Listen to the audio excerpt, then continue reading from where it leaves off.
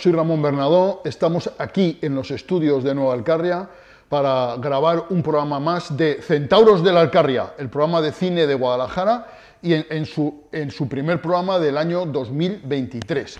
Javi, bienvenido, muchas gracias. Que te he pillado, ¿no? Estabas un poco despistado. Estaba haciendo los deberes, que he llegado tarde porque estaba comprobando directores y datos de las películas sobre las que vamos a hablar hoy. Siempre tan profesional, Javi. Javi, Siempre. que es nuestro maestro, director, amigo, y al que agradecemos mucho pues, que elabore este programa, que nos guíe por el sendero de la verdad. El programa de hoy vamos a dividirlo en 4 secciones. La primera sección hablaremos viene muy cargado de contenido, y en la primera sección hablaremos de los estrenos de los multicines Guadalajara, 2 películas, Emily, de Frances O'Connor, y Face Poker de Russell Crowe. Big Russell. Big Russell Crowe. 2 películas que dan para hablar. Luego hablaremos un poco de los Globos de Oro, de cómo han ido los Globos de Oro. Me he informado un poco de la polémica esta que ha habido, te la cuento en un momento también. Luego, en una tercera sección, vamos a dar un repaso a la cartelera de los multicines Guadalajara, contando alguna de las películas que hemos visto, contrastando opiniones de alguna de las películas que hemos visto. Living. Y Living va a ocupar una parte importante, yo creo. Y en nuestra cuarta sección tenemos a Aurora, el Cineclub Alcarreño, con su visita ya clásica mensual, que nos habla de los estrenos de este mes de enero del Cineclub Alcarreño y de la muestra, la 20ª edición de la muestra de cortometrajes de alcarreños de la noche más corta. Bueno, Javi, empezamos. Vete, coge el móvil, anda, no seas tímido. Coge el móvil, mira a ver si no lo has roto, lo primero. Más, si no lo ha roto, más. Más, Bien. Poker Face, Russell Crowe. Que hemos visto el tráiler de la película, hemos visto de qué va. El tráiler nos cuenta un poco que es una película pues, de intriga, con el póker de fondo, en la que ocupa un lugar importante el Zapataki. Siempre es el Zapataki no es garantía de nada, la verdad. Bueno, a lo mejor, no sé, para opiniones eso, pero... Y Russell Crowe tampoco.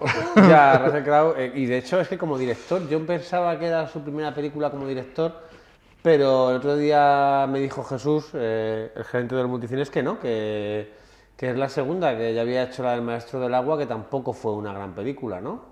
Quiero recordar. Él ha dirigido 2 películas y las 2 las protagoniza. El Maestro del Agua es una peli muy, muy regulera, y esta Poker Face o Face Poker, la crítica la pone mal. Antes de empezar ya te diré que la pone mal, ¿verdad? Me da pena a mí eso.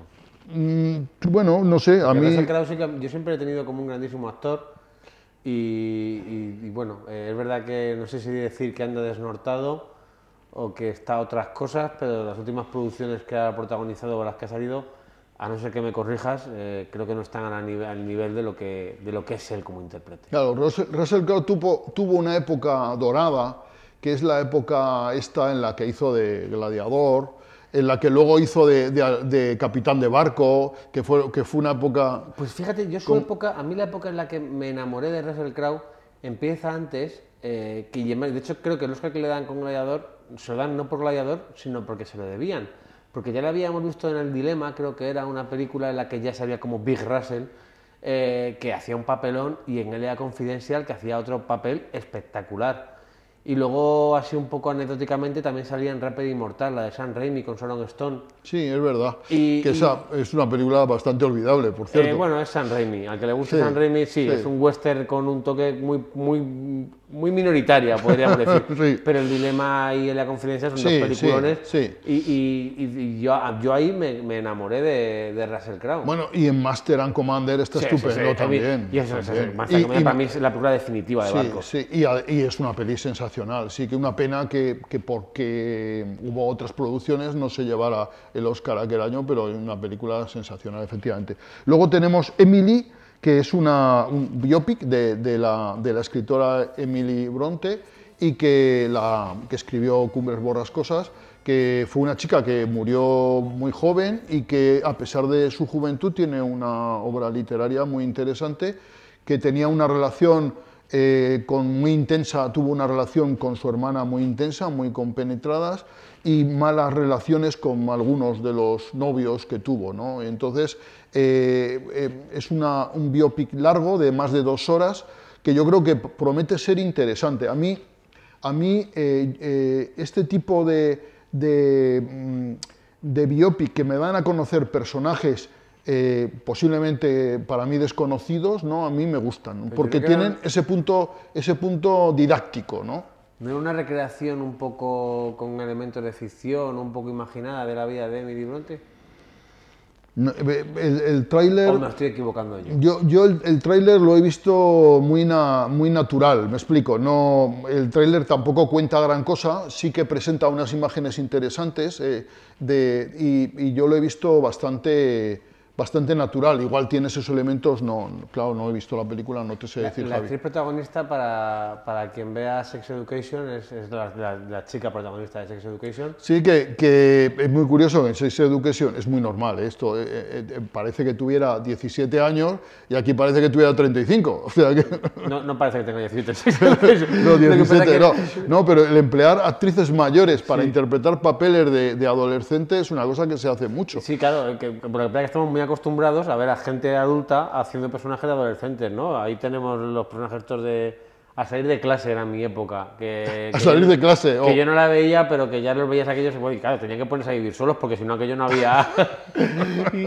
y entonces con esta chica yo creo que pasa un poco eso y a veces, voy a sacar mi vena viejuna aquí, arcaica, teniendo en cuenta los temas de los que tratan algunas de estas series, ¿no? Como Sex Education, pues casi mejor que cojan a gente holgadamente, con un poco de edad, holgadamente mayor, porque poner a gente demasiado joven a mí creo que me violentaría la cabeza. Sí, bueno, sí, a lo mejor para determinadas escenas y tal, pero Sex Education, a pesar de que trata el tema de la sexualidad de manera muy abierta, yo creo que es muy blanca, es una serie muy blanca, ¿no? Tenemos otra actriz de Sex Education hoy en el programa, por cierto. Sí, sí.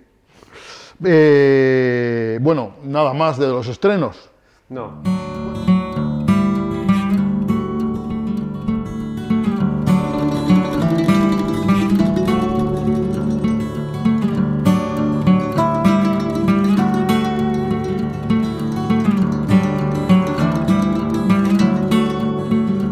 Bueno, vamos a hablar de los premios que da la Asociación de la Prensa Extranjera de Hollywood, que son los Globos de Oro, los clásicos Globos de Oro, que tienen una tradición larguísima y que tenían prestigio hasta que de pronto se descubre el año pasado o poco antes, primero que había distribuidoras, productoras que pagaban viajes de lujo a todos los miembros de esta restringida asociación, que solo lo forman 86 personas, y que, por ejemplo, en una película francesa de poca calidad, les habían invitado a pasar unos días en París para ver el rodaje de la película, ¿no?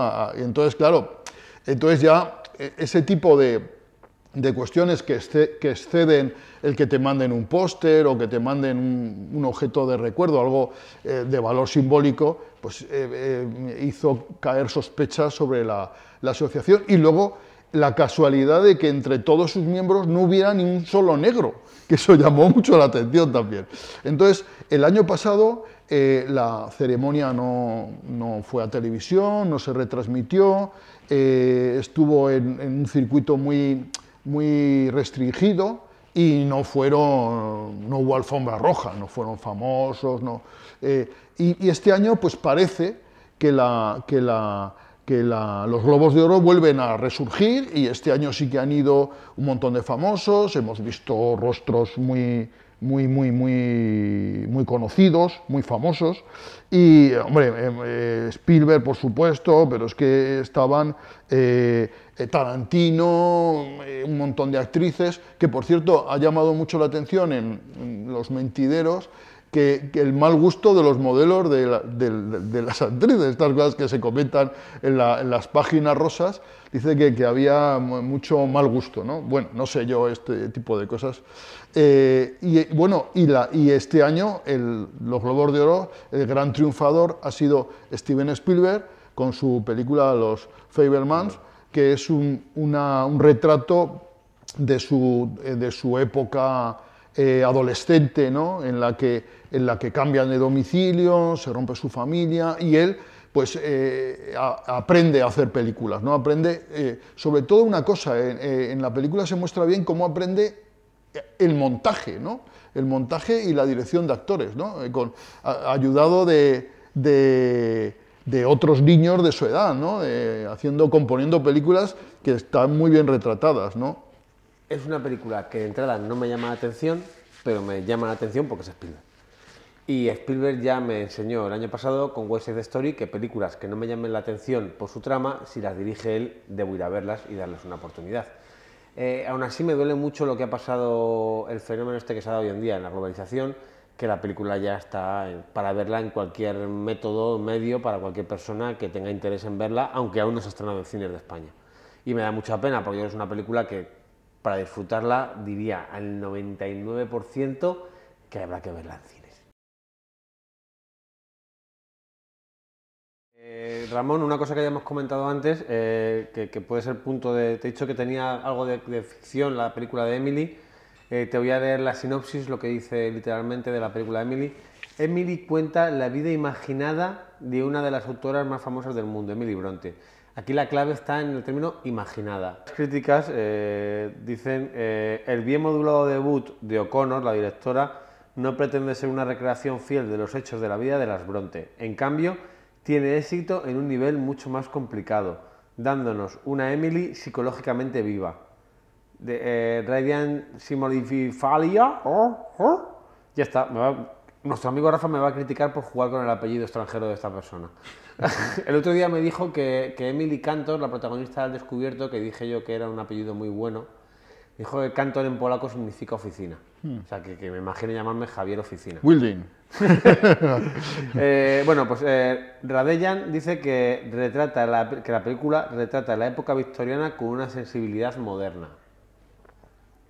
Y bueno, pues eso, que es una película que la gente no se espere una cosa muy común, que a lo mejor es una película más transgresora de lo que parece. Bueno, veremos. A mí me ha picado la curiosidad por verla. No, yo tengo ganas de verla. Además que estas películas así, como tienen ese aspecto didáctico, el darte a conocer personajes que no te digo conoces. Que si es imaginada muy didáctica ya tampoco va a ser. Bueno, pero... A lo mejor no hace caso espíritu. Pero igual no te transmite la verdad de su vida, pero sí la esencia de su vida.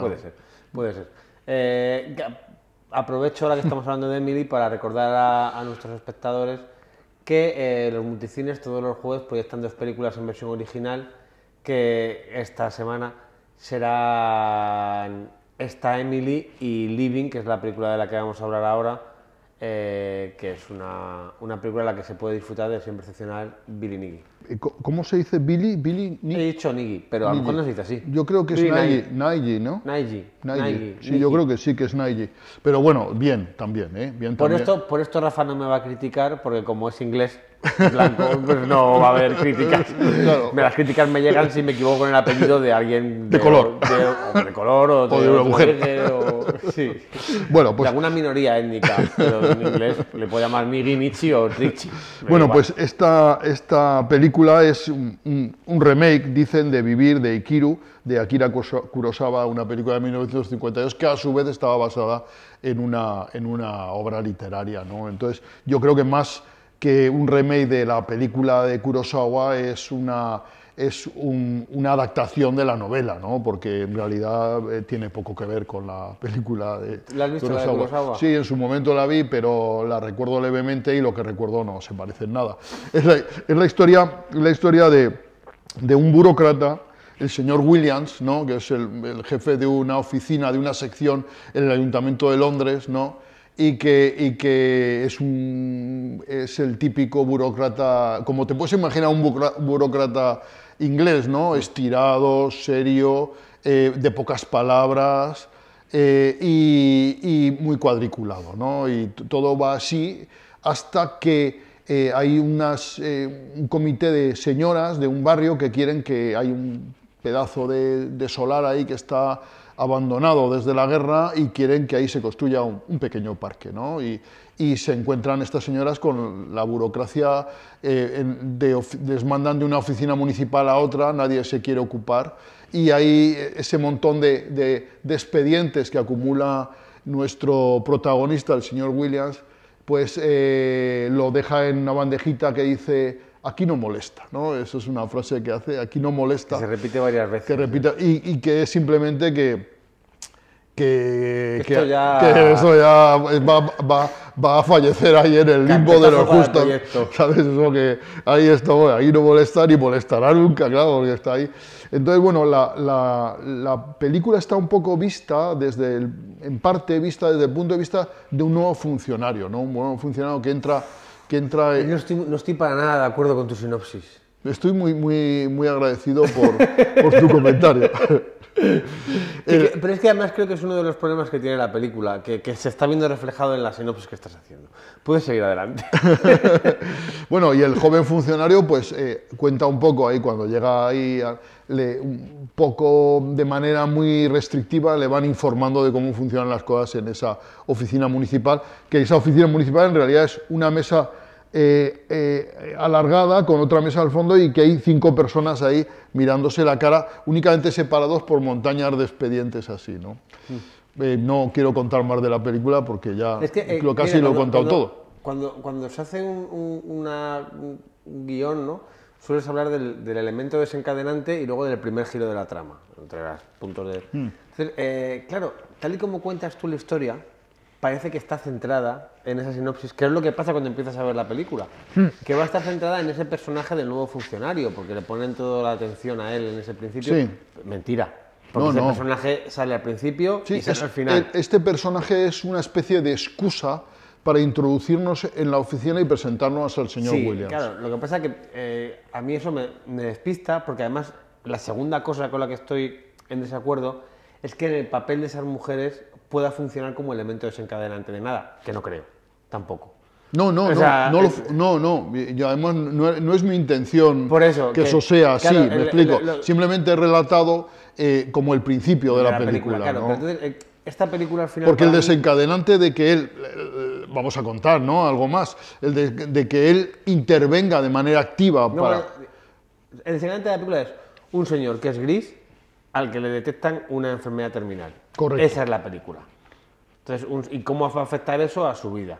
Lo que pasa es que luego el director, a la hora de contar la película, y el guionista, no sé cómo será el libro, no sé cómo será la película de Kurosawa, pues para mí se alargan innecesariamente en el primer tramo de la película, hasta que realmente se produce lo que se debería ser el primer punto de giro de la película. Pues se alargan contando cosas que te pueden valer para complementar la visión del personaje de Billy Nighy o Nietzsche o... Nighy decía del señor yo. Williams. Del señor Williams. Nighy decía yo. Nighy. Bueno, del señor Williams. Que te pueden complementar para sentir ese viaje, pero que estaría a lo mejor muy bien para una serie de televisión, pero que para una película, para mí esta película tarda 1 hora en empezar. En empezar a contarme algo que me interesa y con lo que conecto, y no en presentarme personajes que luego no van a tener realmente relevancia más allá de algo casi anecdótico. Entonces, el final me parece que es una película que tiene un final que la levanta muchísimo, que el final funciona muy bien y es emotivo, pero que para llegar a esos 40 minutos o para llegar a esa segunda parte de los 40 minutos que sí que me funcionan, me chupa 1 hora que me ha aburrido bastante. Pues fíjate, a mí no me aburre, a mí me interesa desde el principio, posiblemente porque esa dinámica que hay en esa oficina entre los personajes, que se presenta de manera pausada durante... ¿Tú que eres el hombre de las cosas nuevas? ¿Te parece hay algo novedoso en esa presentación y en esa oficina? Bueno, no lo sé. No, ¿verdad? No lo sé si hay novedad en eso, pero de todas maneras es interesante que personajes de este tipo, tan anodinos, además incapaces de levantar la palabra, ¿no? Incapaces tan ingleses, ¿no? Tan british, sean los protagonistas, porque generalmente este tipo de personajes no pueden ser protagonistas de nada, porque tienen un tono de voz que yo he cambiado de tono de voz más veces en 1 minuto que ellos en toda la película. Tampoco es que sean protagonistas, quiero decir, tienes al chico... Bueno, no protagonistas, sino que sean personajes que ocupen pantalla, ¿no? Son secundarios, tienes al chico nuevo que llega claramente, que que está a otro nivel desde de los personajes de esa oficina, y al líder de los personajes de esa oficina, que cuando le pasa lo que le pasa, sabes que va a cambiar. Por irnos, y probablemente sin saberlo, voy a plantear la posibilidad de que Joe contra el volcán, la película de Tom Hanks, ¿te acuerdas? Sea otra versión de esta misma historia. Bueno, no sé, mucho decir, sí. Pero yo contra el volcán tienes a un oficinista gris que le detectan una enfermedad terminal y le cambia la vida. Por eso te digo que es que la película, el punto de partida y esos 20 minutos de la oficina, que es que no son ni el primer... Ese primer acto de del tren y de la oficina, ¿no? Del viaje en tren y la oficina. Que creo que son 16, porque yo no me lo podía creer, digo, madre mía, pues esto es un latazo. Y dura muchísimo y se puede contar en menos tiempo lo mismo. Claro, tu juventud a lo mejor te hace ser más inquieto, más deseoso. No, que he visto más cines de estos, estas señoras que llegan por aquí te lo pueden resolver con otro montaje. Hay un personaje que es Margaret Harris, ¿no? Que es esa chica, ¿no? Que es ese elemento femenino de la película. Porque la otra actriz que sale en Sex Education. Es que es Amy Lou Wood, que es una actriz, a mi modo de ver, estupenda y desde luego que hace un papel, diríamos, que da frescura a la película, ¿no? Porque una cosa que nunca hemos visto, una chica joven en una época de estas que da frescura. Otra novedad, gorda donde las haya. Sí, pero da frescura a la película y al señor Williams, ¿no? Porque el señor Williams busca no le hacía falta al señor Williams el personaje femenino que le diera frescura. Bueno, no está sé. Ahí, está bien, está no bien, molesta, ¿no? no molesta, pero sigo diciendo que es que la película tiene esa primera parte que es que, te digo, me gustaría que a ti te guste, porque ni en cuanto a originalidad, ni en cuanto a forma de narración, luego ya a partir del momento que sería el punto medio de la trama, ahí sí que hay originalidad en la narración y en cómo se representan los hechos, y yo ahí diría que sí que toma elementos prestados de Kurosawa y de la forma de contar películas de Kurosawa, y tú sabes a qué me estoy refiriendo. La peli a mí tiene un tono como emotivo y triste, ¿no? ¿No te parece? Pero al mismo tiempo un puntito optimista. Tiene que el término mejor sería saudade, que es algo que nunca he entendido saudade, mucho. Sí, es saudade. Pero sí tiene un punto pues triste, porque te está hablando de alguien que tiene una enfermedad terminal. No, y porque son existencias tristes también, porque todos estos oficinistas es que él, por ejemplo, con la relación con su hijo, ¿no? Su hijo es como él, es un tío muy correcto, muy tal, y que no tiene capacidad de comunicarse con él, ¿no? Esta película daría para una buena sesión después. La vamos a dejar aquí e intentamos dedicarle... Sí, bien. A ver si no prometemos a nuestros oyentes que podamos hacer... Esto es muy bonito, ¿no? No prometemos a nuestros oyentes que vaya a ver la sección podcast, un comentario extendido de esta película, pero sería bonito que lo hubiera. A lo mejor lo hay. Vayan ahí. Es posible.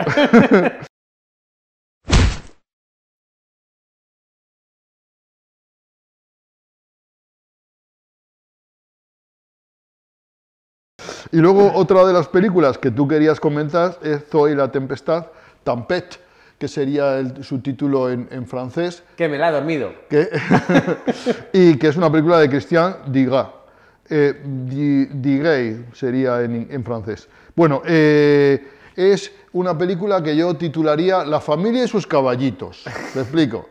Es una producción francesa de una familia de granjeros que crían caballos de los que trotan, que eso es una cosa como muy francesa, ¿no? Porque aquí los caballos corren o tiran del arado, ¿no? Pero trotar, eso es una cosa... Entonces, ¿Qué tonterías? Ahora, ¿qué tontería? Es en la Normandía Gala, lógicamente, y bueno, pues todo muy bonito, muy idílico, ellos necesitan financiación para promover sus caballitos, y bueno, la niña nace el mismo día que un caballito, y la niña, bueno, pues sufre un accidente, y bueno, es una película que tiene niña accidentada, tiene también un personaje con capacidades diversas, Qué políticamente correcto. Y todo... Tiene un personaje mágico, ese personaje de las capacidades diversas se podría decir que tiene casi habilidades mágicas, ¿no? Mágicas, sí, con los caballos. Era el muchacho que susurraba a los caballos.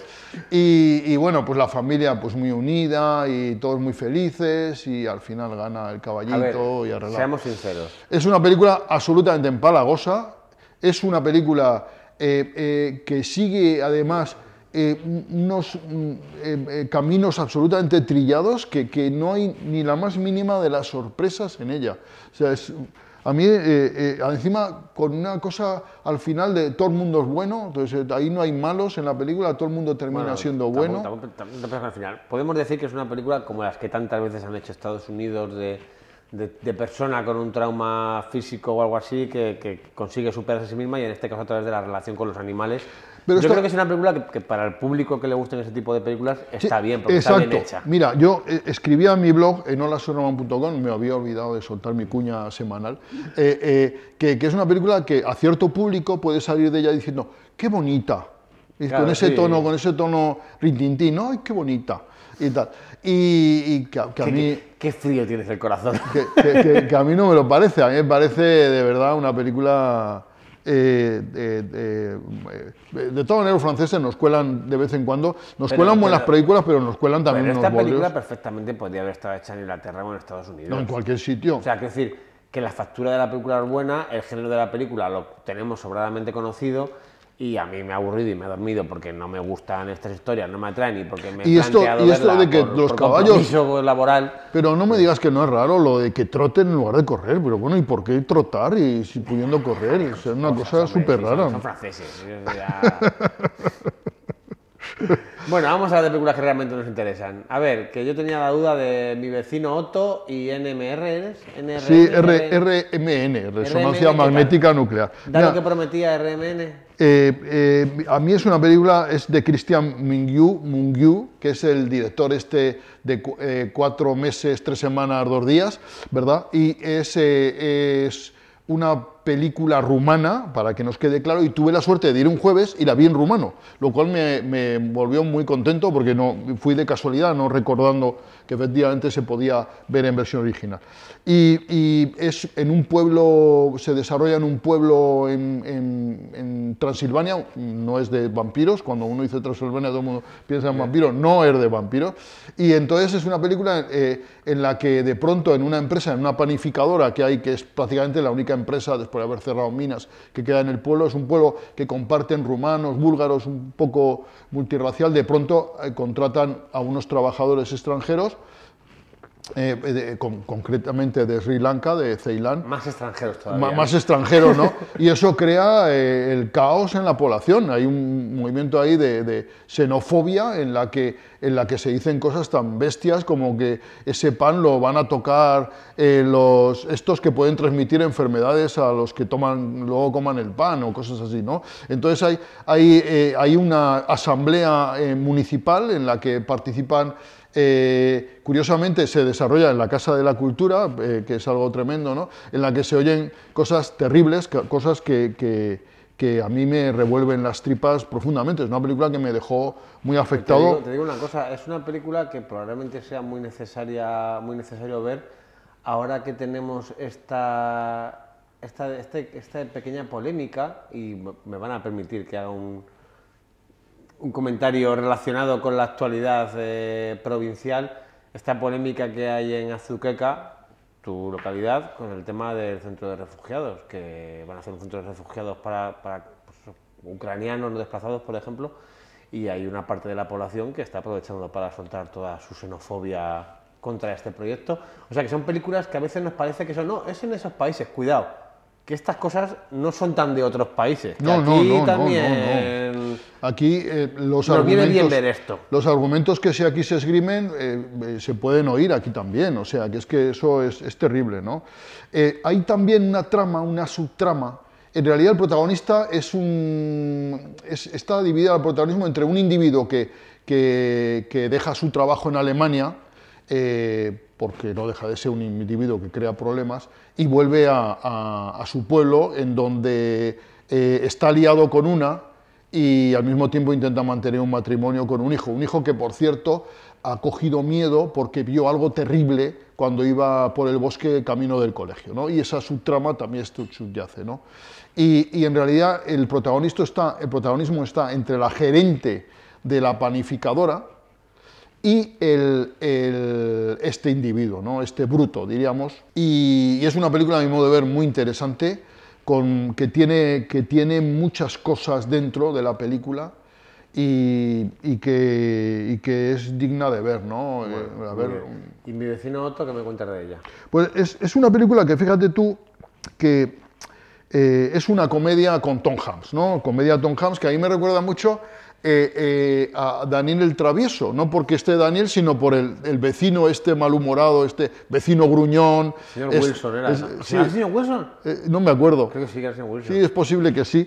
Entonces, un poco así, ¿no? Y la peli comienza de una manera muy convencional, con escenas un poco, diríamos, ya vistas, ¿no? El típico pollo de que él quiere comprar un cable de un cordón de no sé cuántos centímetros y solo se lo venden por metros y monta un pollo por eso.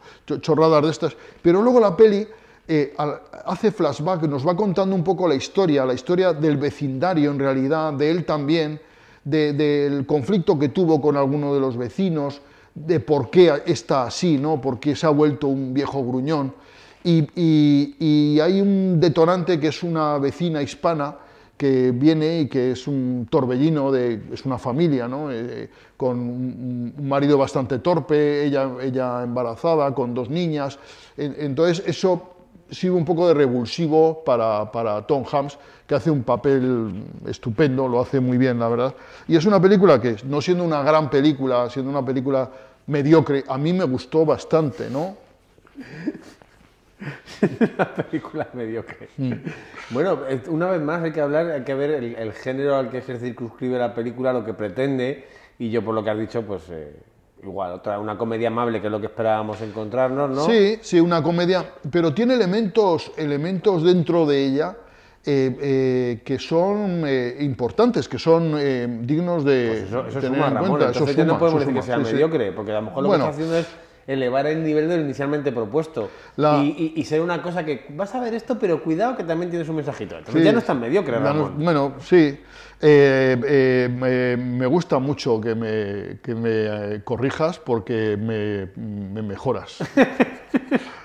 Mira, esta es el remake norteamericano de una película sueca de 2015. ¿Te acuerdas que lo dije el otro día? El hombre llamado Ove. ¿Te acuerdas Un que lo hombre dije el otro llamado día? Ove, sí.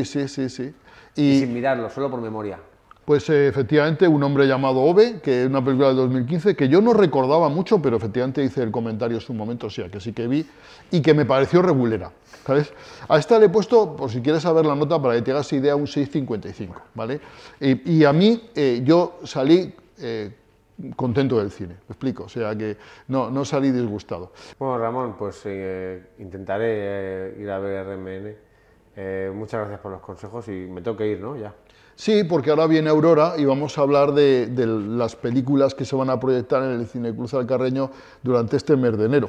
O sea, que ya te puedes marchar tranquilamente. Muchas gracias por tu magnífica presencia. Nos vemos en el cine. Nos vemos en el cine.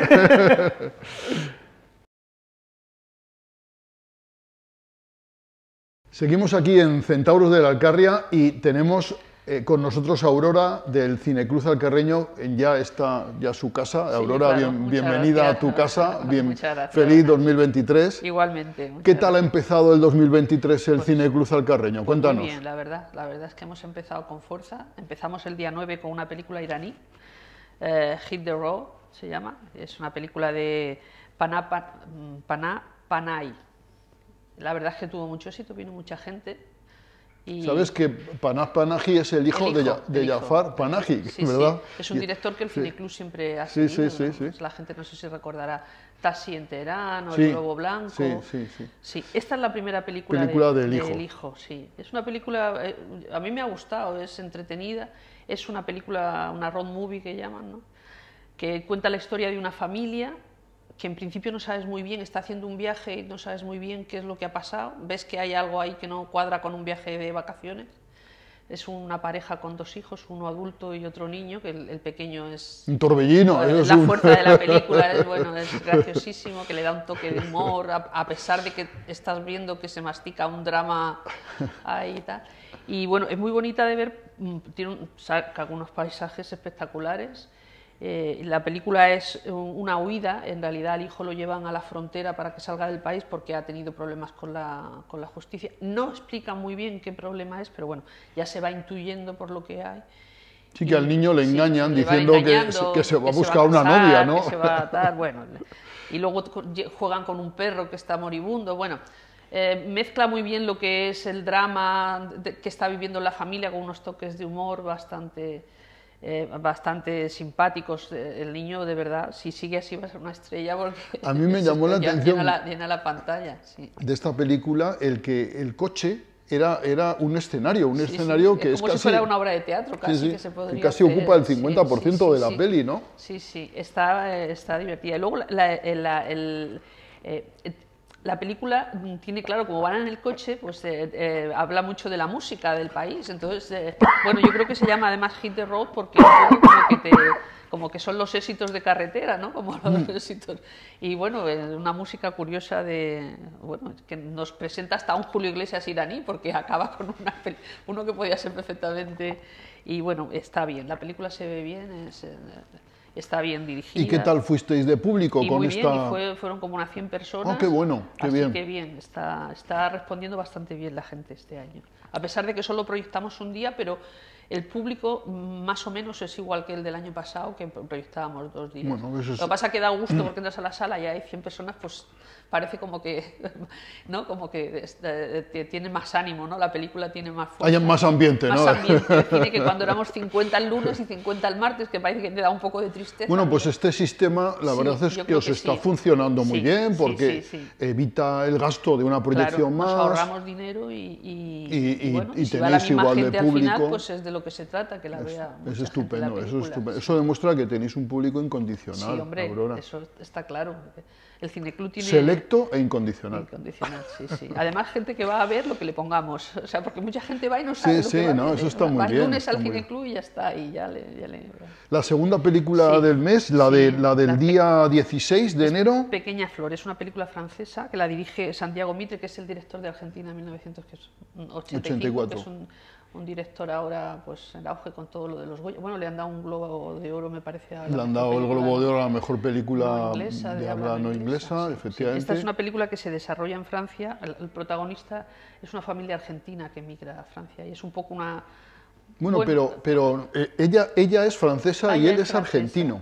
Y a mí me gusta mucho porque hay una diferencia de roles. Uno se imagina siempre a los argentinos gente apasionada, pelotuda, ¿no? Y tal, y a las francesas más relajadas, tranquilas, sofisticadas. Y aquí es al revés. Él es tranquilo y tal, se maneja muy bien con su hijo pequeñito y tal, y en cambio ella es muy acelerada y tal. Es como si los estereotipos de roles y argentino-francesa estuvieran cambiados, ¿no? Sí, es una película así de humor negro, ¿no? Sí. Tú la has visto, sí, ¿no? Sí. Eso a mí me encantó. A mí es una peli que me parece pues sensacional, estupendo. sensacional. Y que además contrasta mucho con la solemnidad de Argentina 1984. Es una temática totalmente. Porque esto es una comedia negra con toques de Atrapado en el tiempo, del Día de la Marmota, ¿no?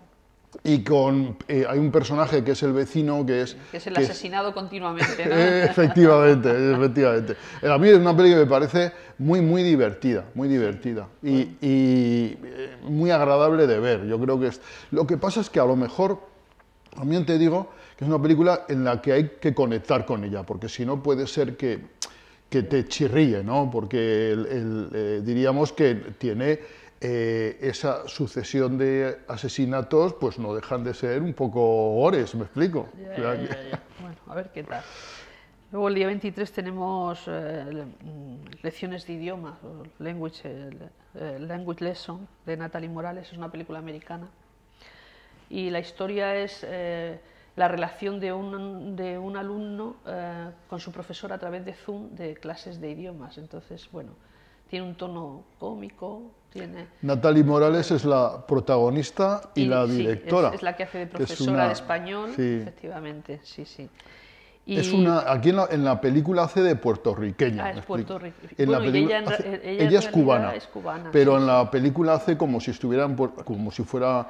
Yo creo que a lo mejor en la película es como si fuera cubana viviendo en Puerto Rico. Ese es el asunto, de ahí la diferencia. Ella ella está absolutamente encantadora, compone un personaje muy divertido y es una peli muy original. De porque malentendidos, ¿no? Sí, Del idioma, el juego que da a veces los idiomas. y luego es una película que se desarrolla por Zoom, o sea, como tú bien dices, es una película en Zoom. Los nuevos, ¿no? Los nuevos medios de comunicación. A mí me pareció estupenda esta película, ¿eh? Muy recomendable. Además es una película alegre, ¿sabes? Sí, y tierna, ¿no? Y tierna, sí. Es una comedia romántica, en realidad, ¿sabes? Sí. Y a mí me gustó mucho. Yo creo que está muy bien que hayáis metido dos comedias. Sí, hombre, porque es que el género de la comedia... es difícil, ¿eh? Porque, no, sí que es difícil. Porque es muy sí. difícil. Comedias buenas, comedias malas, hay muchas, todas las que quieras, pero comedias que tengan... Es complicado. Por eso a veces decimos comedia, pero del cineclub, porque a veces... dice, pero esto era una comedia, lo que no queríais vender, lo que tiene ahí siempre. Pero bueno, yo creo que sí, que está así. Pues luego acabamos el mes con una película italiana que es Para Chiara, que es una película... un adolescente que descubre que el padre es mafioso, ¿no? Y entonces es bueno, como su mundo se derrumba y cómo va viendo la realidad diferente. Es una película muy premiada. A la actriz le dieron David de Donatello, que es como los Goya español, y en el Festival de Sevilla también le dieron a la mejor dirección. Y creo que puede ser interesante. O sea, sí, es muy interesante porque es la mirada de esta niña de descubrir esa familia, claro, ¿no? Películas de la mafia hemos visto muchas, pero claro, desde esa visión de un adolescente que de pronto descubre... Y es la mafia calabresa, y no tiene ese halo de caché que tiene El Padrino, ¿no? Esto es una mafia más de barro, ¿no? Sí. Muy buena, pues 4 películas excelentes muy variada, para este mes de enero. Francesa, americana y italiana. Luego veo luego este mes tenemos el día 19, el próximo jueves, tenemos la muestra de cortos Alcarreño, que es ya la 20 edición, o sea que esto ya tiene ya casi, en algunos estados le falta un año para, como dicen los americanos, ¿no? Habéis pasado de noviembre, que era vuestra fecha habitual, ahora a enero. Sí. Claro, y esto era la noche más corta. Se intentaba hacer el 21 de diciembre. Claro, pero bueno, era complicado siempre esa fecha. Al final siempre era difícil de cuadrar porque son fechas de Navidad y normalmente el moderno, que es donde nos gusta hacerlo, pues está acogido con cosas propias de la Navidad y al final era muy difícil de cuadrar. Entonces decimos, mira, mejor para todos, porque en esas fechas se concentran también muchas actividades y muchas historias. Y bueno, la idea de la muestra es que vengan los directores y que venga la mayor gente posible. Entonces, bueno, si se tenía que renunciar un poco a lo de el día más corto, pues bueno, de la filosofía... Bueno, sí, yo creo que está bien la idea. Claro. ¿Cuántos cortos? Son 6 cortos los que se presentan este año. Algunos son directores que repiten y, bueno, por supuesto son directores ya consolidados. Tenemos el corto que hicieron Luis Moreno y Montse Laca, los directores del Festivo, que lo presentaron este año en el Festivo. El documental del Festivo. Sí. Luego tenemos Pablo López Envid, un corto que se llama Rojo y Azul. Luego tenemos Los días libres de Sergio Domingo, que ya ha presentado algún otro corto. Y presentó yo creo que hace un par de años, un corto sobre su infancia, no me acuerdo el nombre, pero era muy tierno, estuvo muy bien. Tenemos Winter White, que es de Miguel Ángel Langa, que hace una técnica que se llama, Time Escape o algo así se llama. Es una técnica que va haciendo fotos y luego las monta y es como una película. Y es muy bonito, es un efecto precioso. Que en Molina, por cierto, en Molina de Aragón celebran un encuentro anual que es pionero en España. O sea que aquí en Molina tenemos un... Sí, es un festival internacional, el de Molina de Aragón, ¿cómo se llama? Time Escape o algo así. Time Lapse. Time Lapse. Esto, por ejemplo, justifica en parte que hagamos la MAC, porque claro, este tipo de cosas, verlo en YouTube, pues se puede ver, pero claro, no tiene nada en que pantalla ver. grande siempre es mejor. Luego tenemos uno de Ya solo teníamos aire, de Inés Espinosa, que también ha presentado ya algunos cortos en la MAG y que son profesionales en realidad. Al principio la filosofía un poco de la MAG era que la gente que estaba empezando a presentar a sus cortos sigue siendo esa filosofía, pero es verdad que ya hay gente que repite y que ya va teniendo... Mientras sean de aquí, ¿no? Claro. La única condición es que para presentar en la MAG es que entre el director, el productor y el guionista, 2 de los 3 o sean originarios de Guadalajara o vivan aquí. Ah, qué bueno. Entonces cabe todo. Sí, sí, cabe todo. el que empieza, que ha hecho su corto, que lo ha hecho como trabajo de fin de carrera, tal, o gente como ellos que, por ejemplo, pues Luis Moreno o Montse Lacal, pues que son profesionales del medio y tal. Y luego el último es Si es que esto nunca me pasa, se llama de Antonio Ramírez Montesinos. O sea, son 6 cortos que yo creo que va a ser una sesión muy especial. La presenta Marta Marco, que es, bueno, en los últimos años hace siempre un trabajo estupendo, nos lo pasamos muy bien con ella. Y espero que la gente se anime a ir porque yo creo que es una actividad... Hombre, siempre ha tenido éxito. Yo sí, creo hombre, que siempre... porque a la gente le gusta ir a ver Claro, a sus amigos, claro. lo que hace. Y Es entrada gratuita, sí. o sea que... En el Moderno a las 8 En el el Moderno jueves. a las 8. Esperamos que se siga llenando y que nos lo pasemos bien, porque yo creo que merece la pena ver lo que se hace a nuestro alrededor, que no hace Claro que falta... Pues Aurora, muchísimas gracias. A vosotros. Te emplazo dentro de nada para hablar del mes de febrero del Cineclub y nos das un poco resumen de cómo fue ¿Cómo ha ido la muestra, ¿vale? Me parece estupendo. Muchas gracias. Muchas gracias a vosotros. Y Hasta la con Aurora, con el Cineclub Alcarreño, cerramos esta edición, la primera edición de Centauros de la Alcarria de 2023. Esperemos que aguantar muchos programas más. Y nada, muchos besos, muchas gracias, nos vemos en el cine.